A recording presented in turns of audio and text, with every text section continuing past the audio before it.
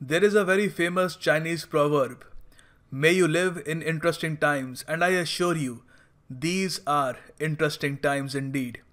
Recently, a resolution was passed in United Nations General Assembly that was against the decision made by US President Donald Trump to shift the US Embassy from Tel Aviv to Jerusalem, thus by default recognizing Jerusalem as the capital of Israel. It caused mass outrage around the world, primarily in Muslim nations. But what surprised experts the most was when a massive country like India, that has been improving ties with US and Israel every single year, decided to support this resolution that is against US and Israeli policy. So in this video, we shall analyze India's vote at the United Nations. Why did India support this resolution?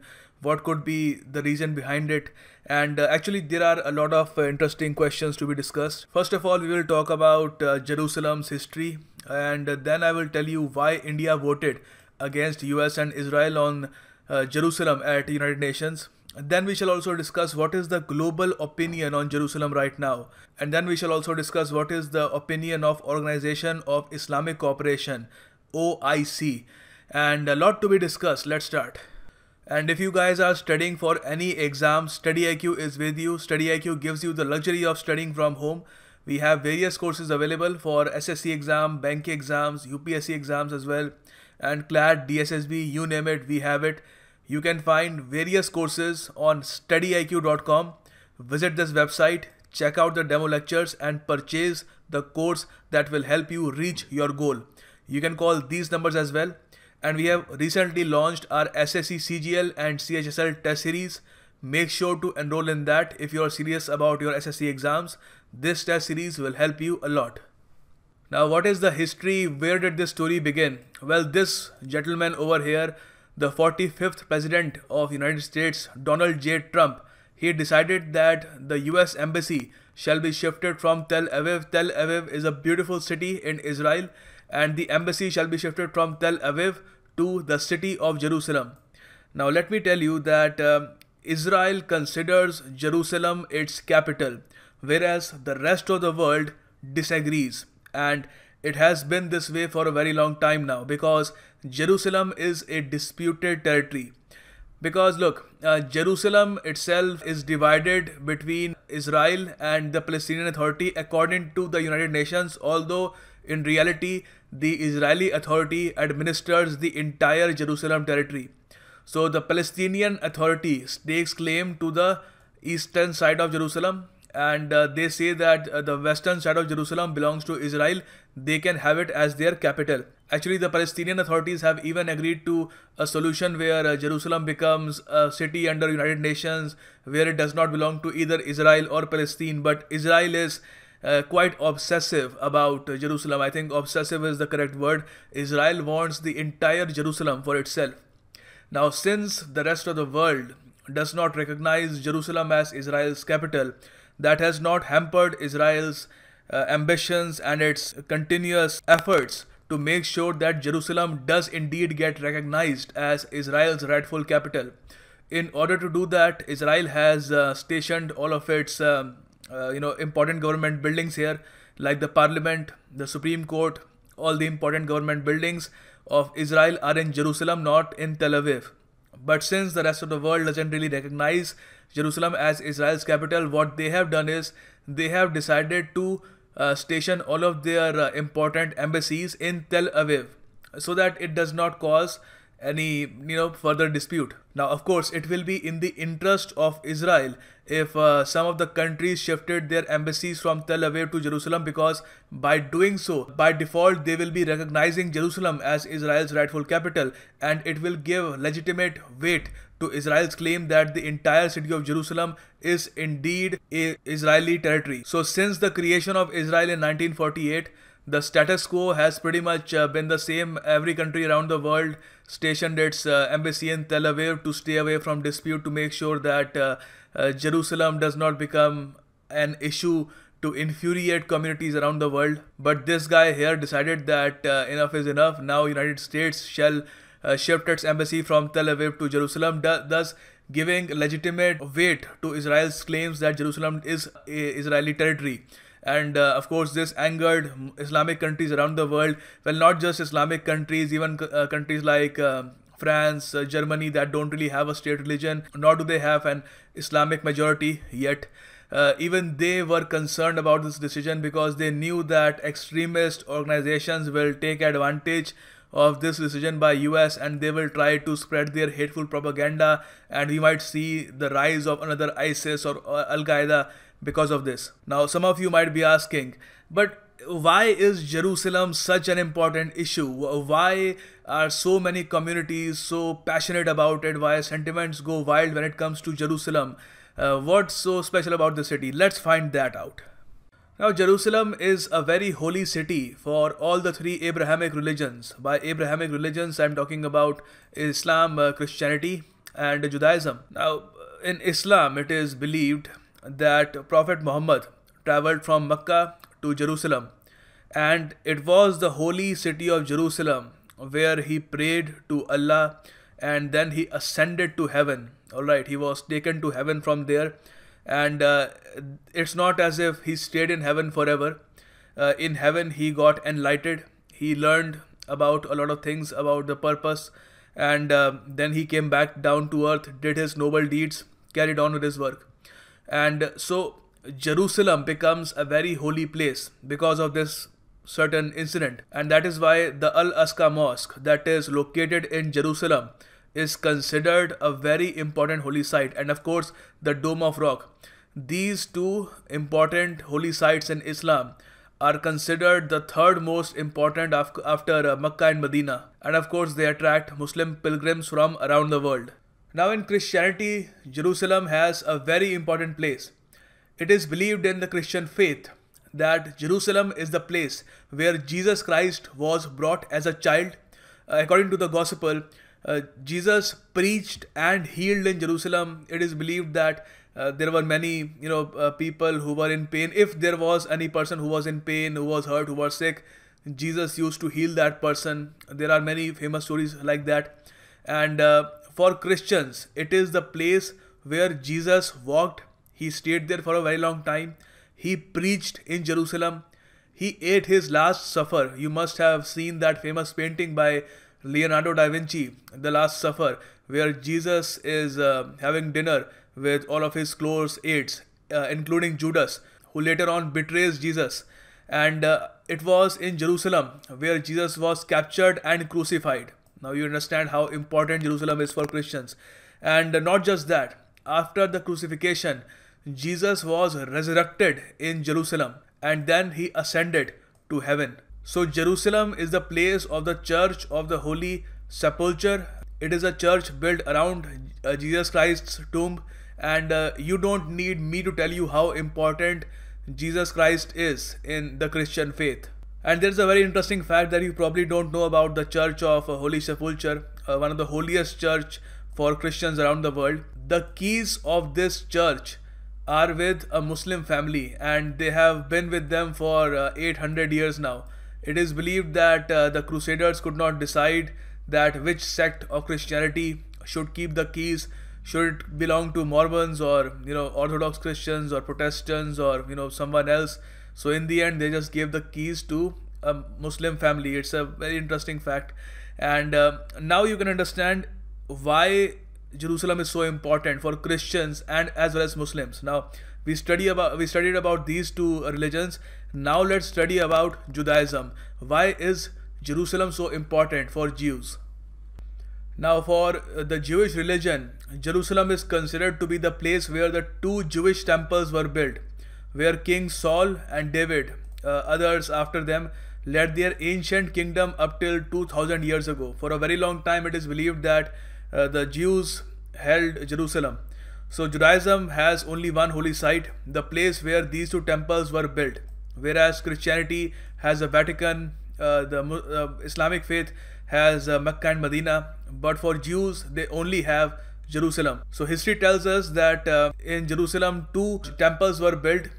Both of them were destroyed. First one was destroyed by the Greeks or the Byzantine Empire, and the second one was destroyed by the Roman Empire.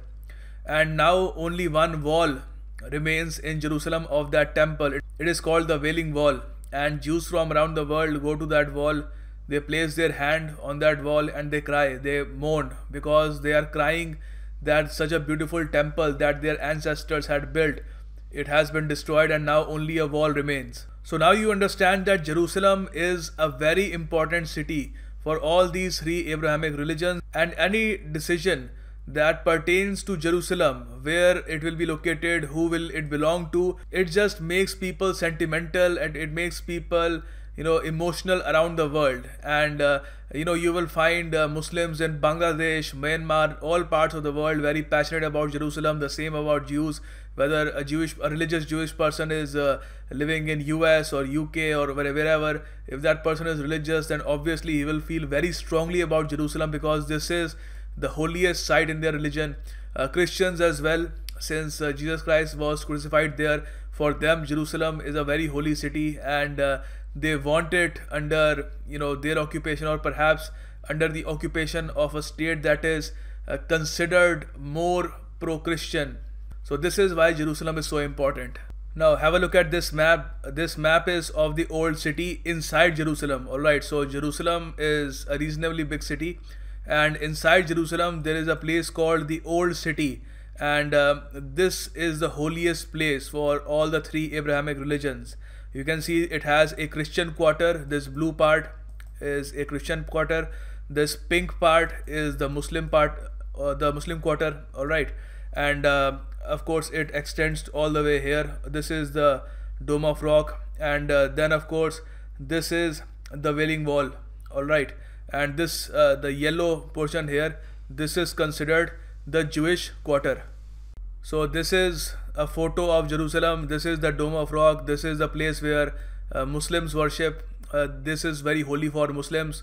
This is the Wailing Wall, that is very important for Judaism, and it can't really be seen in this picture, but back somewhere is the Christian part as well. So you can see that people from all these different faiths, they come here, they worship, and this site is so important for them.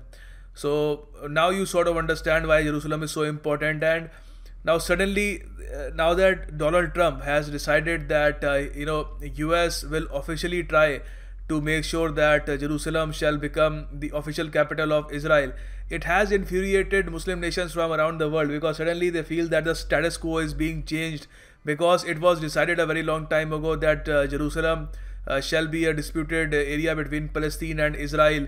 And the main thing that most Islamic nations are concerned about is the old city. They want to make sure that the old city stays within the occupation of the Palestinian Authority, at least on paper. Even if the Israeli Authority controls the entire area, they want that at least in the eyes of UN or the rest of the world, this place should be considered disputed, so that in the future they can stake claim to it, and something might come out of it.